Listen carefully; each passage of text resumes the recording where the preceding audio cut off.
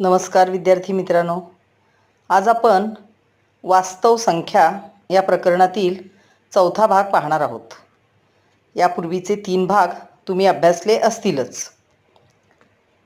करणीचे परिमेयीकरण.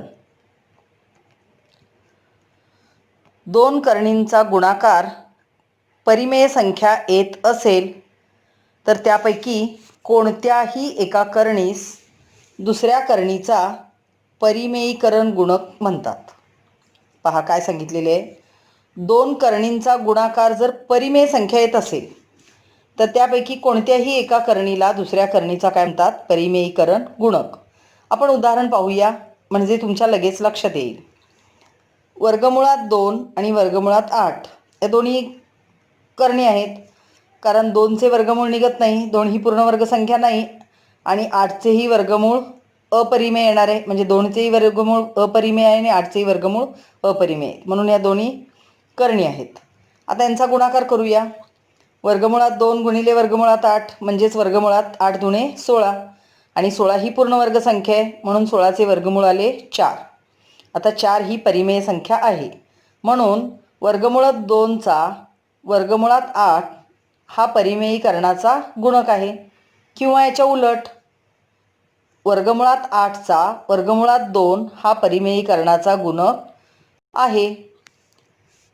उदाहरण वर्गमुळात 27चा परिमेयीकरण गुणक लिहा. आता वर्गमुळात 27चा परिमेयीकरण गुणक आपल्याला लिहायचा आहे. तर अशी संख्या आपल्याला शोधायची की ज्या संख्येने वर्गमुळात 27ला गुणले तर त्यांचा गुणाकार काय येईल? परिमेय संख्या येईल. पहा वर्गमुळात 27ला जर आपण वर्गमुळात 27नेच गुणले, वर्गमुळात 27 गुणिले वर्गमुळात 27 तर काय होईल? वर्गमुळात 27चा वर्ग होईल.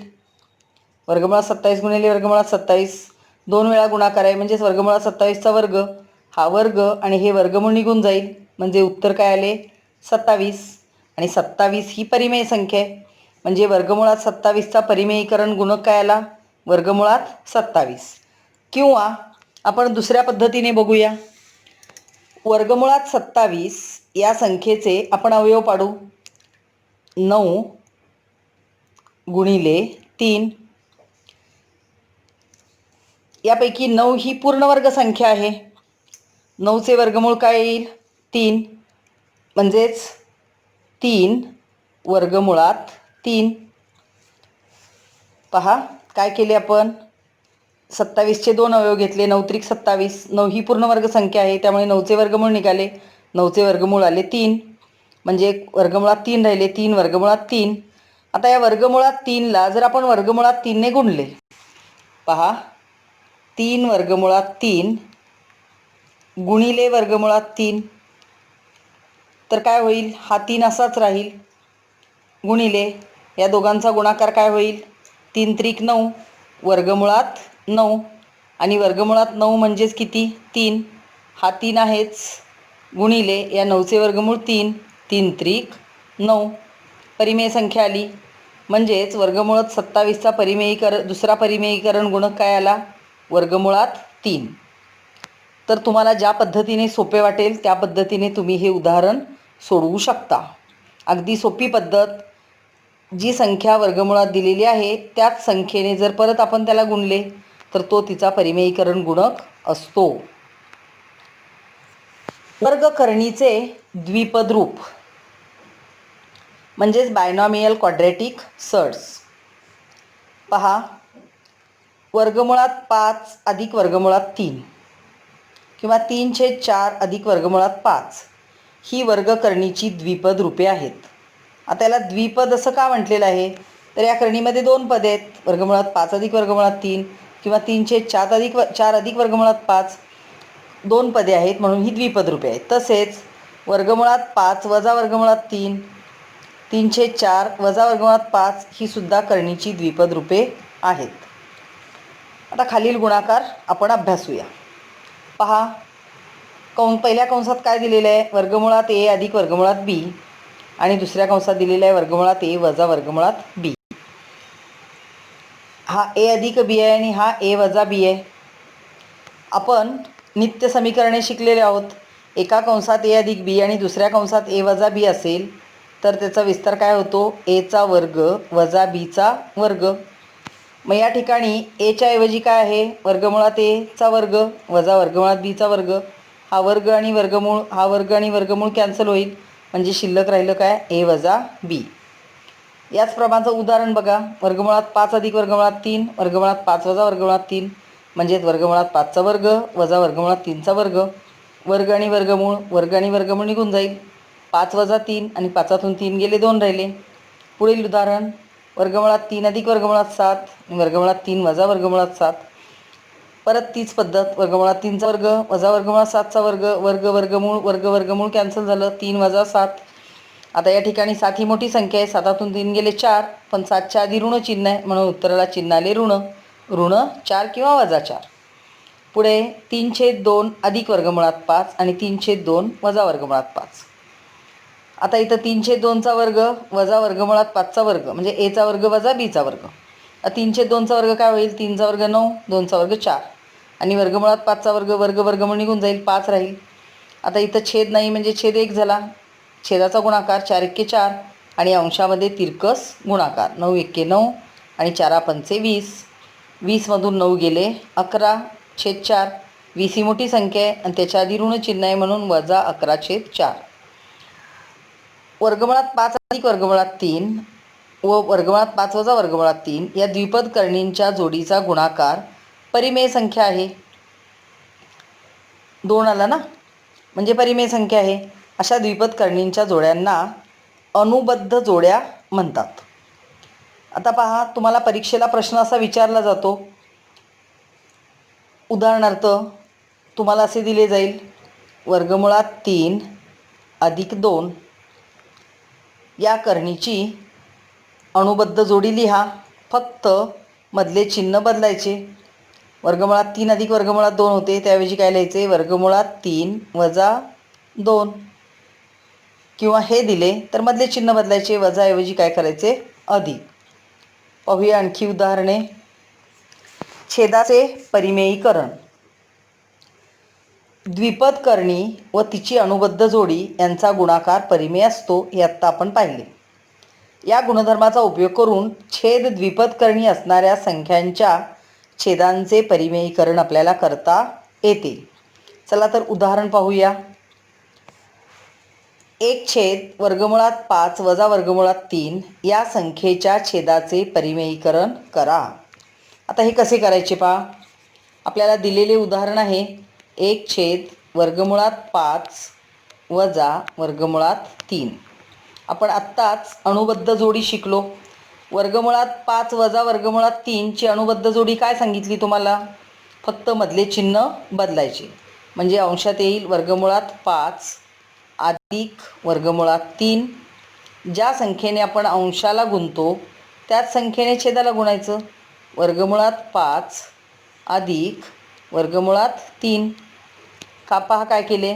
वर्गमुळात 5 वजा वर्गमुळात 3च्या अनुबद्ध जोडीने अंशाला आणि छेदाला गुणले. अशी क्रिया आपण करू शकतो.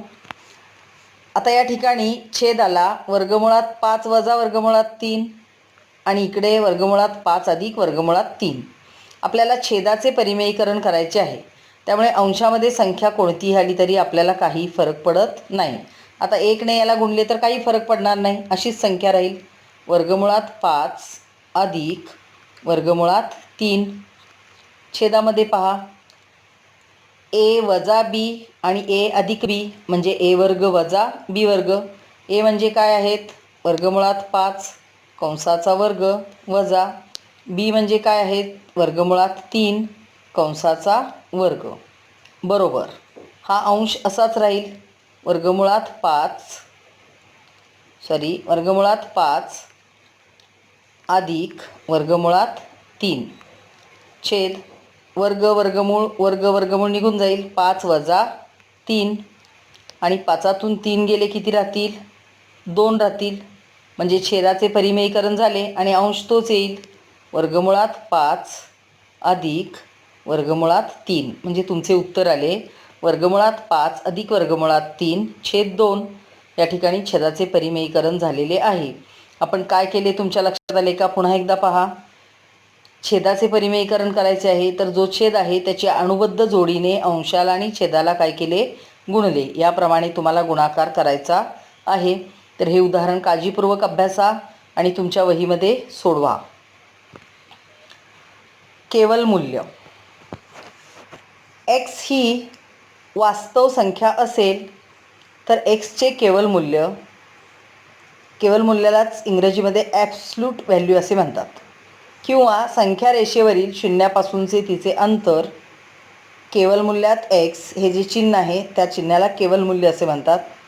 केवल मूल्यात याचे वाचन xचे केवल मूल्य असे करतात. म्हणजे हे कसे वाचायचे?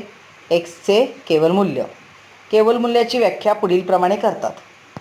जर x हा शून्यापेक्षा मोठा असेल तर केवल मूल्यात x बरोबर x, म्हणजे जर x धन असेल तर xचे केवल मूल्य xच असते, म्हणजे धनच असते. x बरोबर 0 असेल केवल मूल्यात x बरोबर 0. जर x 0 असेल तर xचे केवल मूल्यसुद्धा काय असते? 0च असते. पण जर x हा शून्यापेक्षा लहान असेल म्हणजेच x ऋण असेल तर केवल मूल्यात x बरोबर वजा x. जर x हा ऋण असेल तर xचे केवल मूल्य xच्या विरुद्ध संख्येएवढे असते. x जर शून्यापेक्षा लहान असेल तर xचे केवल मूल्य xच्या विरुद्ध संख्येएवढे, म्हणजेच ते धन असते. म्हणजे कोणत्याही संख्येचे केवल मूल्य ऋण नसते. उदाहरण पहा. केवल मूल्यात 3 बरोबर 3, केवल मूल्यात ऋण 3 बरोबर ऋण कंसात ऋण 3 ऋण ऋण धन होईल म्हणजे 3, आणि केवल मूल्यात 0 बरोबर 0. कोणत्याही वास्तव संख्येचे केवल मूल्य ऋण नसते. म्हणजे तुम्हाला एखादी संख्या अशी दिली केवल मूल्यात ऋण 5, तरी त्याचे उत्तर तुमचे काय येणार आहे? 5च येणार आहे. आणि केवल मूल्यात धन 5 दिले तरी उत्तर काय येणार आहे? 5च येणार आहे. म्हणजेच केवल कोणत्याही वास्तव संख्येचे केवल मूल्य कधीच ऋण नसते. याचा अर्थ ते नेहमीच काय असते? धन असते. किंमत काढा. आता आपल्याला या ठिकाणी किंमत काढायची आहे. पहा, पहिले उदाहरण. केवल मूल्यात 15 वजा 2 बरोबर केवल मूल्यात 15तून 2 गेले 13 राहिले बरोबर 13. दुसरे उदाहरण. केवल मूल्यात 4 वजा 9, 9तून 4 गेले 5 राहिले, परंतु 9 ही मोठी संख्या आहे म्हणून ऋण 5. पण ऋण संख्येचे केवल मूल्यसुद्धा नेहमी काय असते? धन असते. म्हणजे तुमचे उत्तर आले 5. या ठिकाणी केवल मूल्यात 7, 7चे केवल मूल्य 7 गुणिले केवल मूल्यात ऋण 4, ऋण 4चे सुद्धा केवल मूल्य धन 4 येईल. 7 चोक 28. तुमच्या लक्षात आले असेल.